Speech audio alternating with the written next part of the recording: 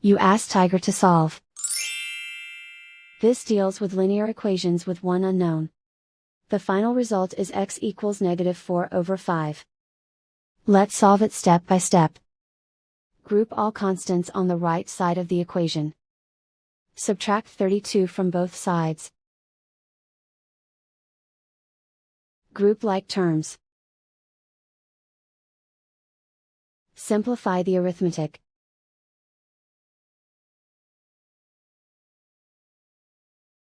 Isolate the x. Divide both sides by 40. Simplify the fraction. Find the greatest common factor of the numerator and denominator. Factor out and cancel the greatest common factor. And so the final result is x equals -4/5.